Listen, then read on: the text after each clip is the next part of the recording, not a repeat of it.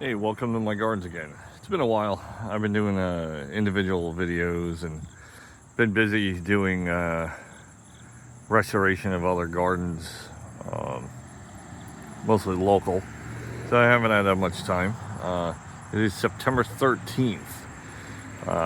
So I wanted to do a video today to do an overview of the garden for a couple of reasons. One, it's fall, here in southern New Jersey. A lot of changes, and I'm going to be working on some huge renovations of my garden. But I wanted to showcase one thing. So here's a tomato plant that's growing in my garden.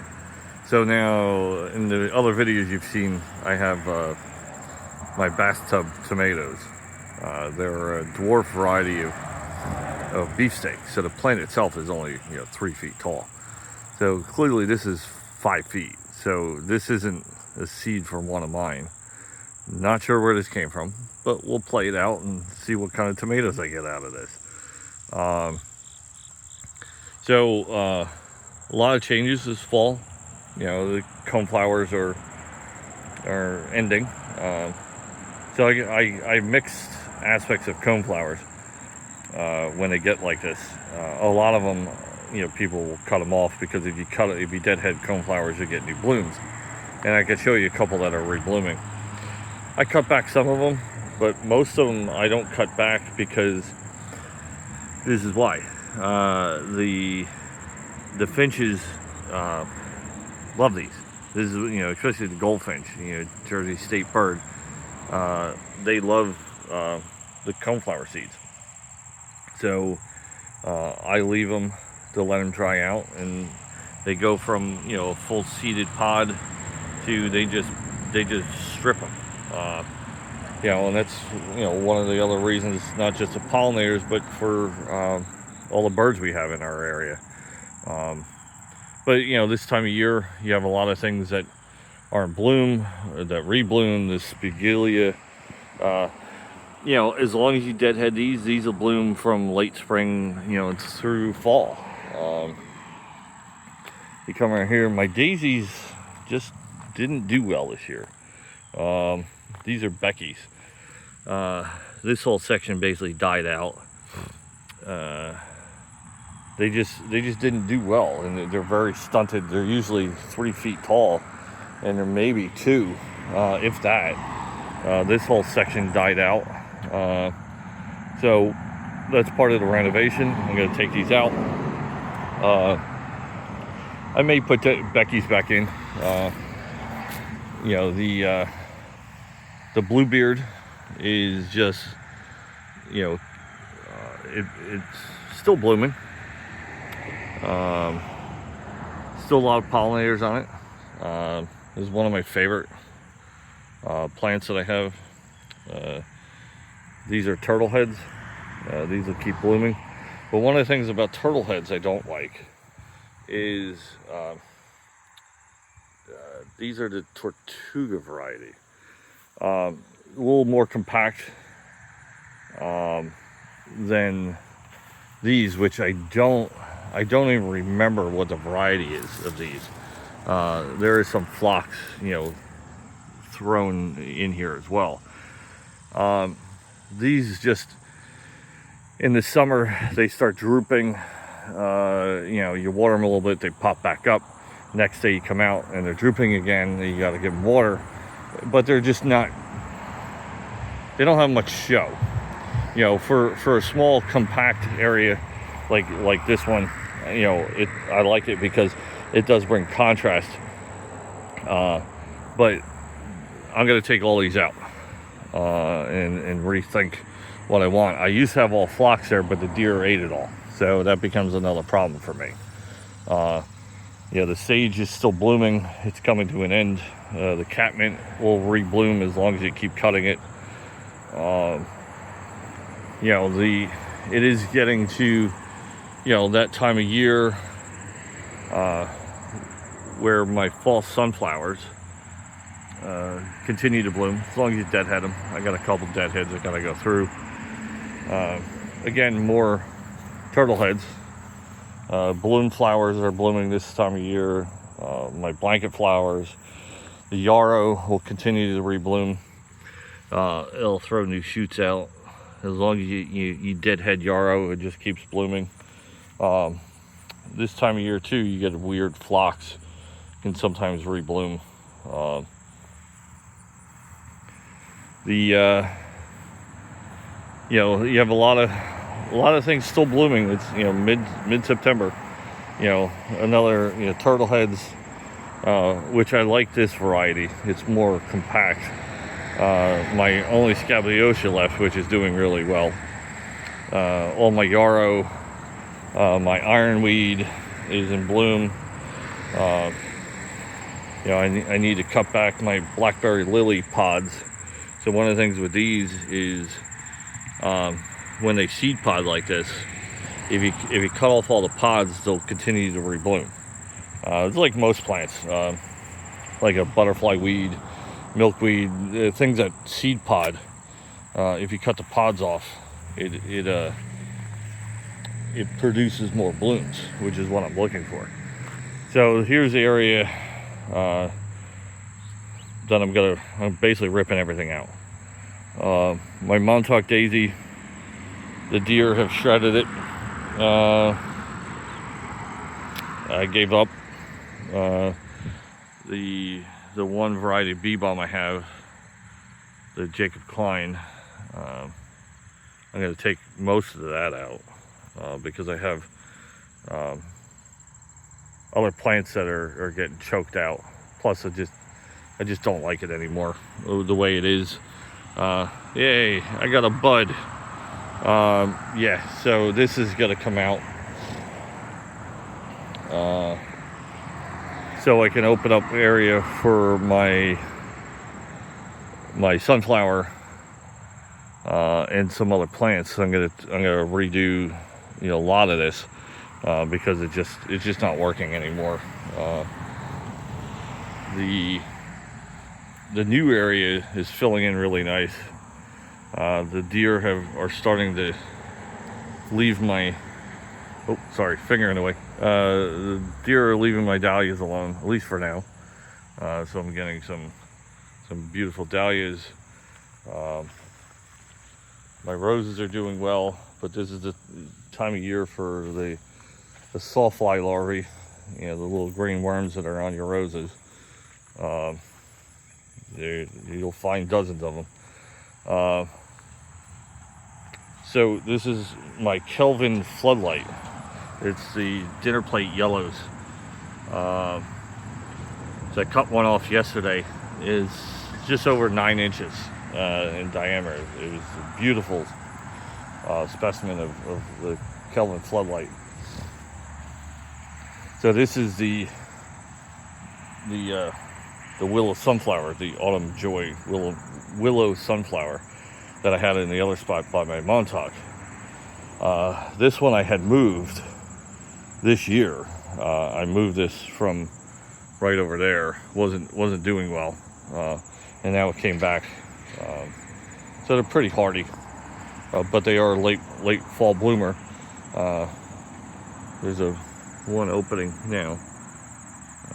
But yeah, they look like tiny sunflowers.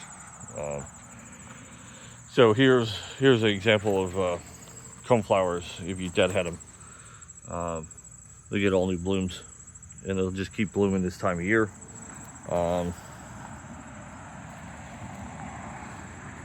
One of the changes you can see over here, well, I've stripped most of my roses and thinned them out, mostly from the black spot, and just preparing them for the fall. So big hole, Montauk daisy. The deer shredded this one too. I went up donating this one to my local garden club. So I need to repair my sage to get it to straighten up a little bit. And I'm going to plant, more likely I have, some of the false sunflowers that I'm going to put in. I have ironweed. So most of this stuff will go in that spot. The irises are reblooming. So I have a few that will rebloom this time of year. It's always a great surprise. Especially these are the pure white ones. And a bunch of buds on this one this year. But there's a couple of irises that I have that will bloom this time of year. They'll bloom in the spring. Sometimes they bloom in the summer again. I've had them bloom 3 times in a cycle. Usually 2.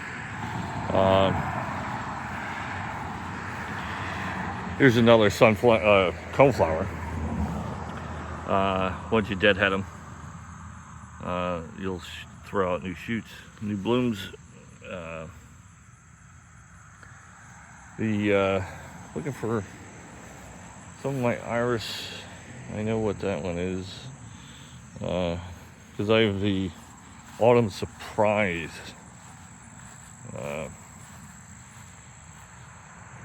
This is starting fresh. Those are concertina. I'm trying to remember where I tucked them in here somewhere. I had a couple of them that I went up putting in. I'm not sure where I put them actually. I know I have them. Let's see. This is the October Splendor variety, which will bloom a little bit later. I don't see any shoots on it yet, but I also just planted that one not too long ago. But yeah, things are starting to wind down. Butterfly bush is still throwing shoots.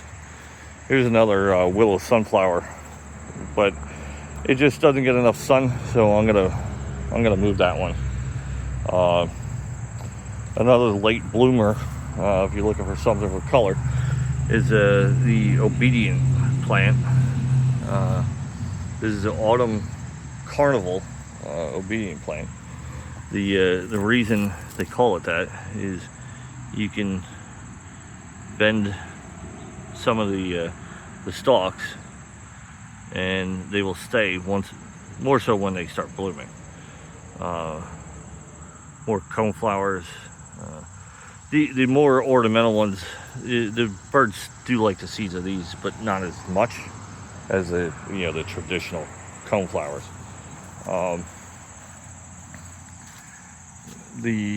My New England asters, which got shredded early in the season, have kind of come back. They look, straggly from the bottom, but they're gonna bloom. We'll see how they do. See if the deer will leave them alone. But yeah, this side has been a bit problematic with the weird weather we've had this year. I need to water my broccoli. I put broccoli in. My bush beans, basically, the deer just ate them all the way down. Same thing with my zucchini. They keep eating it. I keep getting buds. I've had a few that started to grow zucchini, and then they eat them, and I'm back to nothing. So I've given up hope to get bush beans and zucchini this year. And then back here, I'm going to do a lot of renovations too. I've found over the years, certain hookahs that I have just do not do well. The varieties, it seems to be the more ornamental varieties just don't do well. I had here, I ripped it all out. I had a sweet woodruff, which is here. I've had it for years, and just pockets started dying off, and then the whole thing pretty much. So instead of trying to regenerate it, I just ripped it all out, and I'll find something else to put there But yeah, some of the other stuff, struggling, back here is tough. This is my unicorn area. I need something that's drought tolerant and shade tolerant. Because, even though there's shade, the problem is you have coverage of, a lot of the trees, the only trees we have are in the back, the maple, this is a crabapple, and then my neighbor's evergreens. Even when it rains, you don't get really rain through here. But yeah, some of the hookahs doing great, and others are pretty much dying off. It's a combination of, part of them started dying off when, back in July we got a lot of rain, and that started becoming a problem. And then we started not getting rain. It becomes another problem. Over here, my grapes are, they're doing okay. This one, I have a feeling I'm going to lose this one. This is one of the Concord ones, but this is the one my ex-landscaper clipped with the weed whacker, because the guy he had was one arm in his weed whacker and went around and butchered a lot of my plants. So that's why I mentioned he's my ex-landscaper, and yes, I mow my own lawn again. Trying out the sprinkler system, seeing if I like it, because I'll bury the hose. Seems to do a pretty good job. Trying to get everything over here a little bit more organized. If this sprinkler system works, I may try to introduce it in some of my other gardens, because I don't have a watering system. And then the million pine cones from my neighbor's tree, which is just frustrating. But that's starting fall here in New Jersey. Another late bloom. These are great. The gilt-edged toad lily. Toad lilies are great. They're fairly hardy. They are drought tolerant. They do well in the shade or part sun. And I have the other one, which is the Shinomi ones, which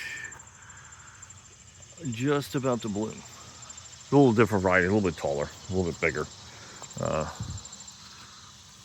more pine cones. Just yeah. And then trying to get my lawn back here is very rooty from the maple tree, so I top dressed it. I'm going to be aerating and reseeding, and I do all organic, so this is all organic top dressing that I put on that area. And then through here, some of the new stuff that I have, Amsonia, the string theory ones will be interesting to see, because I had the storm cloud ones in one of my last gardens. I've never had the string theory ones, and they're supposed to turn the whole plant itself, the leaves and everything are supposed to turn a very vibrant gold in the fall. So we'll see. My Cape fuchsias are doing well. Clearly the yellow ones are a little more hardy. Again, this is another plant, if you deadhead it, it'll just keep blooming throughout the season. So I had 3 of these, and I had 3 of the orange ones, and the orange ones all died. So lesson learned. That may be a problem with the variety. But yeah, this is September. If you got any questions, let me know. Rose is still blooming. These are the the Cancuns. Yeah, if you have any questions, put it in the post, like and subscribe. I'll do another video soon when I start. I'm going to start today ripping things out and then start planning what I want to put in, and then go from there. So it's going to be a huge renovation in the fall and spring. More of my Kelvin floodlights. But yeah, stay tuned. It's going to be a busy day today. Thanks for watching.